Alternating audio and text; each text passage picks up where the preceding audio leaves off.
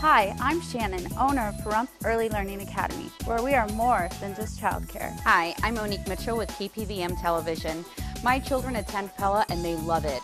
The curriculum they have is pretty amazing, and my children learn what they need at their level. Not only are the children learning, they're having fun, and that's what matters. I like Pella.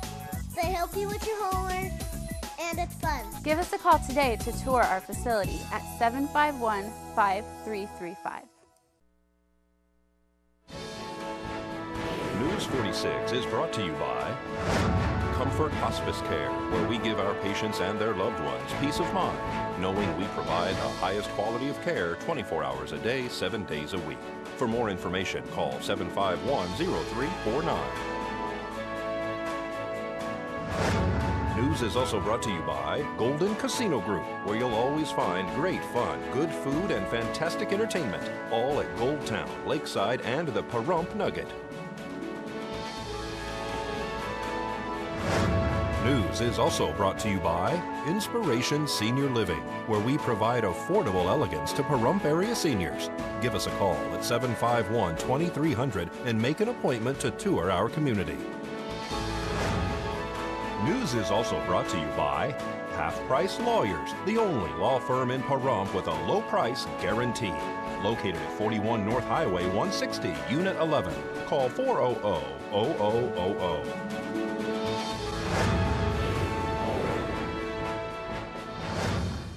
Tonight on News 46, a local attorney speaks out about her animals.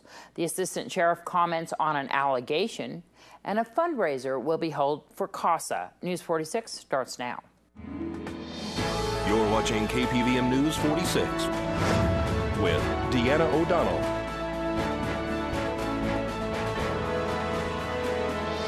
News 46, local coverage you can count on. Good evening. It's Thursday, September 4th, 2014. I'm Deanna O'Donnell for News 46. Some sad news tonight as comedian Joan Rivers died in a New York hospital today, a week after suffering cardiac arrest during a medical procedure. Her daughter, Melissa Rivers, has made a statement. My mother passed away peacefully at 1:17 p.m., surrounded by family and close friends. She adds, my son and I would like to thank the doctors, nurses, and staff of Mount Sinai Hospital for the amazing care they provided for my mother. Cooper and I have found ourselves humbled by the outpouring of love, support, and prayers we have received from around the world. They have been heard and appreciated. The 81-year-old Rivers had been on life support at Manhattan's Mount Sinai Hospital, where she was taken after she stopped breathing at the Yorkville Endoscopy Clinic last Thursday. The outpatient clinic is now being investigated by the New York State Department of Health. Rivers was undergoing an apparently minor elective procedure at the clinic when she suffered cardiac and respiratory arrest. Nye County Animal Control officers took dozens of dogs into custody from attorney Nancy Lord's home located off Blagg and Stagecoach Roads last week after numerous complaints led to a decision that the animals were considered a nuisance. The law states that a resident cannot have over 5 animals on their property without a permit. District Attorney Brian Kunze is possibly now looking at filing criminal charges on Lord after he says were numerous attempts to bring the resident into compliance with the law. The animals had admittedly been running at large on numerous occasions. Nancy herself admits that she let her dogs out when animal control agents arrived to avoid capture at a different location on Basin Avenue. The dogs that have been seized are inside the shelter at this time, awaiting a final decision for adoption or if they can be returned to Lord. Well, it's very sad. My dogs are at the pound, about half of them. So you had how many dogs? There were 40. We had done the right thing by them. We had a couple of girls that got pregnant, you know, that we didn't, they were young, hadn't had them fixed, and we didn't just drop them off at the pound. That would have been the easy thing to do. You know, we spent time chasing them. We fixed the fence over and over and over. If I had had any idea they would or could just come in and take my dogs, I would never have dropped my cases. I filed cases raising the constitutional problems with this 5-dog limit as ex post facto because I had more than 5 when it was passed, and was assured by the courts that they could not do this without due process. They went in to seize evidence that I had more than 5 dogs. Everyone knows this. Judge Lane has asked me if I was late for court. Counselor, were your dogs loose again? Yes, Your Honor, they were loose. For 3 years, they've been getting out. They stay out maybe 20 minutes. After a time or two, people see they're not so unharmful. They, even if in a group, if someone walks up to them, even non-aggressively, they run. They're scared. They're not dogs that run up to people. What was the issue with being able to keep them in? How come you weren't able to keep them in? Well, they would dig under the fence, and we were working on it, but we were caught in a trick bag where we have this ordinance, and we don't know what they're doing, and we don't want to put, like, $15,000 into a fence. So we tried to fix it as best we could. But we never were told, if you don't bring your numbers down to 5, we are going to come and take them, ever. In 3 years, they came around. Some of them, 2 of them were actually on the surface very, very nice. But it had started with this one officer who charged me with cruelty to my horses. And one of those horses, the horse that died, was not even mine. He was a horse that I bought as a present to my boyfriend. It was his first horse. There's no way I was cruel to that horse. Why did the horse die? He was old. I bought him from a trader. We'd had a lot of problems from the very jump. We'd spent thousands of dollars in several different vets trying to get him right. He had ear mites when we got him. Larry was climbing up on the corral gate to put oil on his ears. We got that fixed. He had problems with his feet, problems with his knees. And we'll keep you updated on that story. Nye County Sheriff's Office former Detective David Berukowitz has issued a statement regarding his reassignment to detention officer, stating that the change in his position was retaliation for the arrest he conducted on Assistant Sheriff Rick Marshall. News 46 has requested an interview with his attorney, which we hope to have in the near future. For now, the president of the Nye County Law Enforcement Association, David Berukowitz, has vowed to take extensive legal action against Sheriff DeMayo, his administration, and the Nye County Sheriff's Office for what they call their retaliatory and inappropriate conduct. News 46 was able to get a comment from Assistant Sheriff Rick Marshall about the allegations. It's a personnel issue, so I really cannot discuss it. I did see the press release that the Nye County Law Enforcement Association's union put out today. I'm disappointed that Mr. Berukowitz thinks that it's a demotion to work in the jail. I believe that his press release said that he was demoted from detective to detention deputy. It's not a demotion to work in the jail. We have hardworking men and women who work in that jail day in, day out, and provide a valuable service to not only the citizens of Nye County, but the Nye County Sheriff's Office themselves. So I'm a little disappointed that he thinks it's a demotion to work in the jail. All it is a reassignment. Other than that, I have to refer you to District Attorney Brian Coonsey or Sheriff DeMayo. You're part of the Nye County Law Enforcement Association's union too as well, aren't you? No, I'm part of the Nye County Law Enforcement Management Association. And so this union has now issued this press release saying that they're going to go forward now with possible lawsuits. You know, Deanna, we are very confident in the county's ability to successfully defend any lawsuit that the Nye County Law Enforcement Association brings concerning this matter. We're confident that when all the facts are presented, that any reviewing authority will make a determination that there is no retaliation, that this was done in a good, clean, proper manner. And again, I'll refer you to District Attorney Brian Coonsey and Sheriff Tony DeMayo. A registered sex offender named Gary Ward was arrested for alleged sexual misconduct with a 12-year-old boy. The victim alleges that Ward touched him inappropriately and made sexual comments. Ward has reportedly admitted that he touched the boy, but said he was cleaning him. News 46 will be back in just a moment.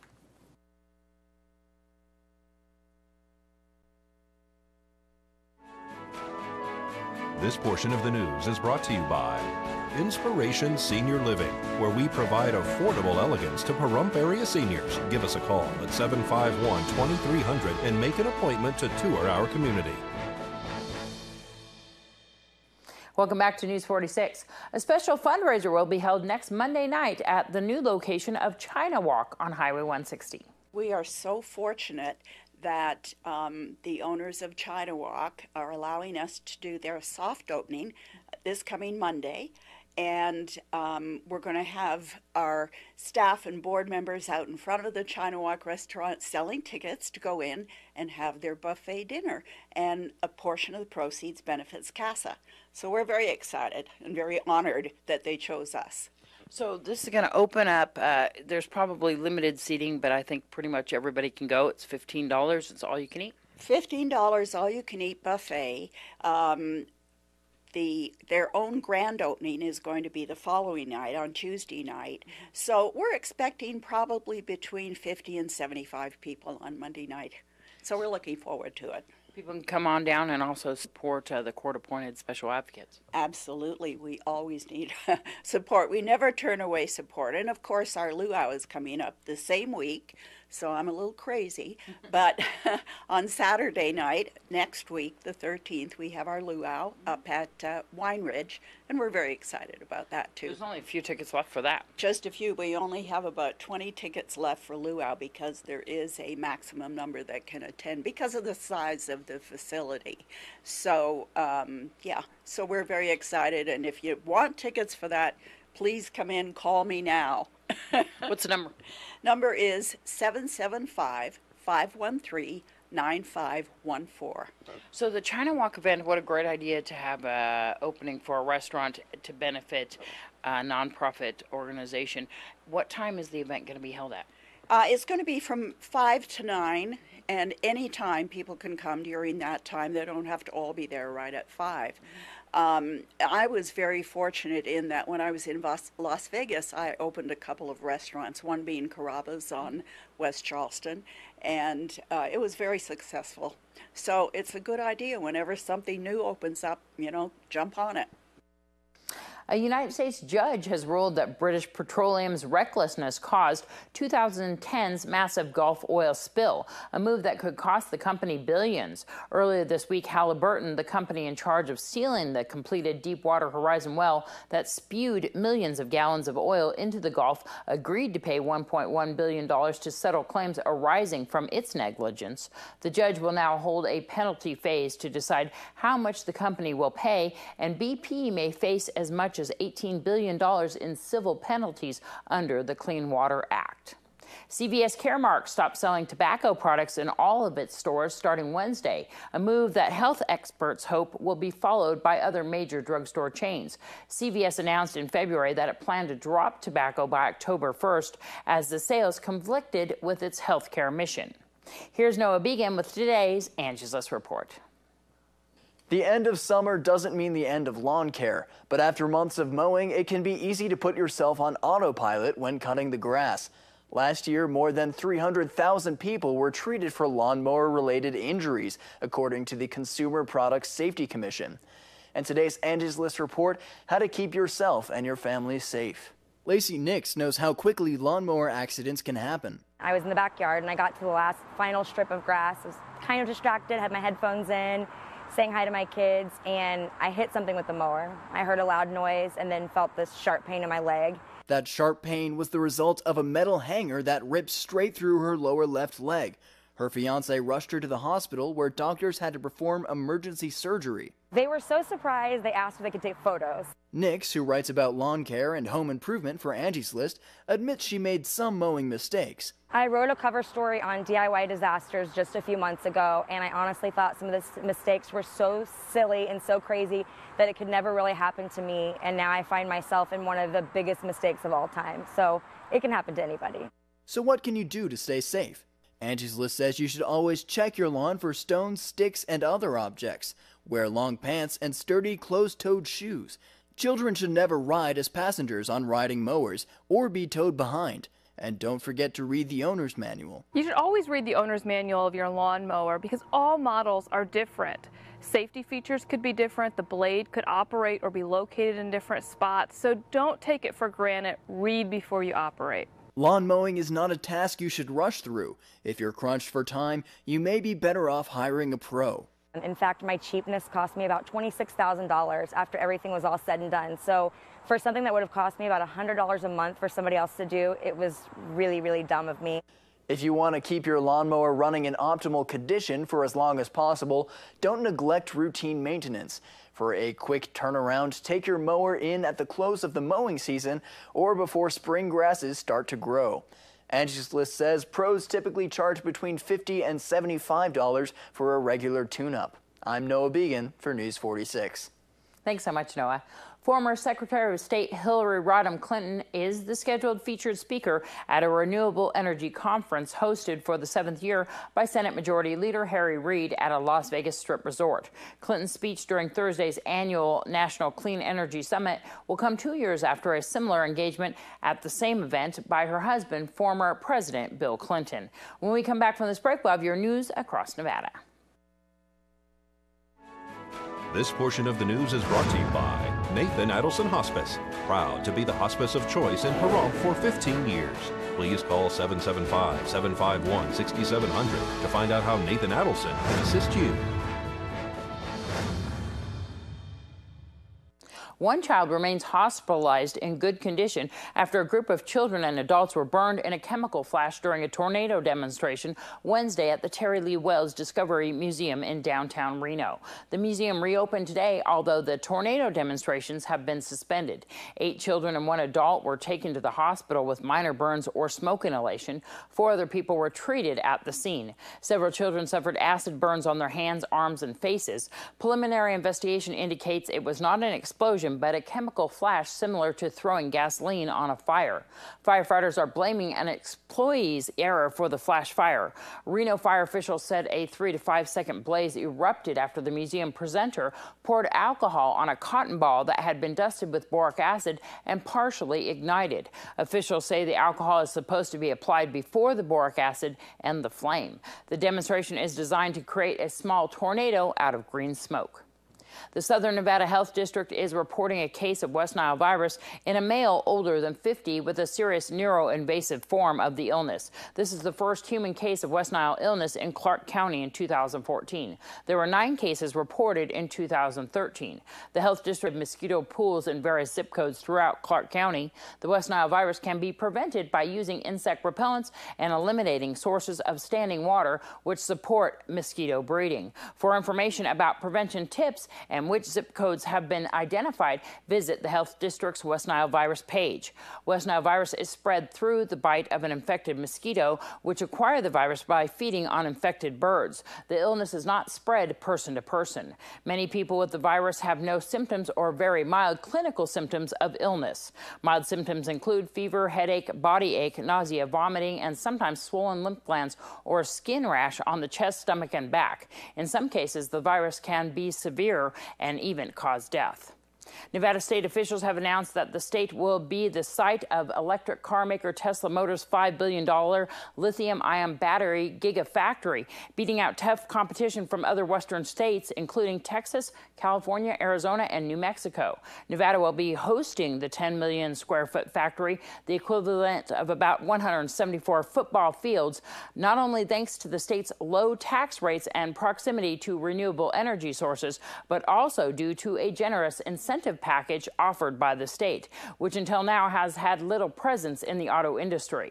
While Tesla is taking advantage of Nevada's business-friendly environment, the state has much to gain from the company's presence. The plant, which is slated to be up and running by 2017, will employ up to 6,500 workers. It is eventually expected to produce more than all of the lithium-ion battery production in the world today. Tesla is also planning to roll out its 3rd vehicle, an electric car called the Model 3, in 2017 to coincide with the launch of the plant. The Model 3 would offer a more affordable $35,000 price tag compared to current Tesla models that retail for more than double that price. Officials gathered in the desert near Primm on Wednesday to mark the state-of-the-art construction on Nevada's newest and largest solar power array. The Silver State South project on 2,500 acres of federal land 50 miles south of Las Vegas is expected to generate 250 megawatts of electricity, enough to supply up to 80,000 homes. Southern California Edison will buy power from the array once it goes online. The project is located on I-15 at the California-Nevada border and is due due for completion in 2016 and expected to generate 300 construction jobs, but just 10 people will be needed to operate it. Silver State South will surround an existing 600-acre field of solar panels known as Silver State North, which went online in 2012 as the nation's first large-scale solar power plant built on public land. Nevada has seen about $2.3 billion invested so far in solar power generation. I'm Deanna O'Donnell. That's your news across Nevada. This is the first business brief for Thursday, September 4th. I'm Angela Miles. Home Depot attempts to calm customers in the wake of a possible nationwide data breach. The home improvement retailer says it's still not certain there was a breach. However, via its website and social media, promises to protect customers. There's speculation the breach could be even larger than Target's. It's decision day in Europe. The European Central Bank could attempt an emergency stimulus package to pull the Eurozone out of a possible recession. The ECB may launch an all-out asset purchase program, better known as quantitative easing. The Eurozone is facing new economic hurdles from the conflict between Russia and Ukraine. And the Wall Street Journal reports Tesla will choose Nevada as a place to build its giant battery gigafactory. The car company is working with Panasonic to produce batteries for its electric cars. The governor has called a news conference for this evening. That's a First Business Brief. I'm Angela Miles. Thanks so much, Angela. I think you copied my story there. I'm not sure. But when we come back from this break, we're going to join Noah Beacon once again with your weather.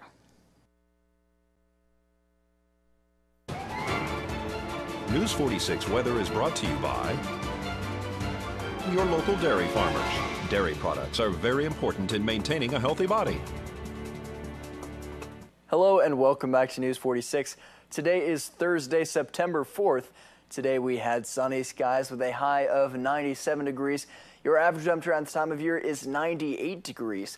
Winds were coming from the south-southwest today at 16 miles per hour with gusts up to 18 miles per hour. So we had some pretty moderate winds out there. The UV index today was 8, which is very high.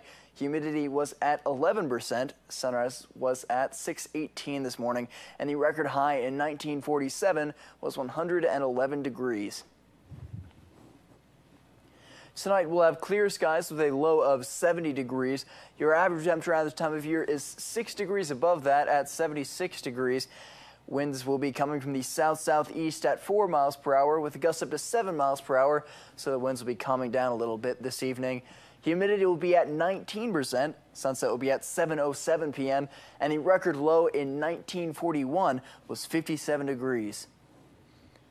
Tomorrow we'll have sunny skies with a high of 98 degrees and a low of 71 degrees. Winds will be coming from the south at 6 miles per hour with gusts up to 11 miles per hour. Humidity will be at 16%. Sunrise will be at 6:18 a.m. and the UV index will be 9, which is very high. 4 hours, 7-day forecast. We'll have a mostly sunny week. We might have some rain on Sunday and Monday, though. Your high temperatures will be ranging from the low to high 90s, and your low temperatures will be ranging from the high 60s to the low 70s. Interesting change. Might have some rain. Well, we'll keep an eye on that for sure. The Bureau of Land Management will celebrate National Public Lands Day on September 20th and 27th. They're looking for volunteers for 3 Southern Nevada events, and they're also going to have their fees waived at Red Rock National Conservation Area on September 27th. There's going to be an event here in Pahrump on the public land on Bella Vista at that shooting range on September 20th, beginning at 8 a.m. They need volunteers to assist by cleaning up the desert, removing debris, and landscaping. For more information on this event, you can contact Melissa Sanders at 702-515-5034. That's 702-515-5034. And Nye Communities Coalition is holding that teen night tomorrow night. It's free to the public and it starts at 6 p.m. and lasts until 9. They're located at 1020 East Wilson Road on the corner of West and Wilson Street, and it's open to middle school through high school age students. For more information, you can give them a call, 727-9970. Well, that's going to do it for this edition of News 46. I'm Deanna O'Donnell. From everyone up here, including Noah, Darby, and Patrick, we wish you a great night. We'll see you back here tomorrow. Okay.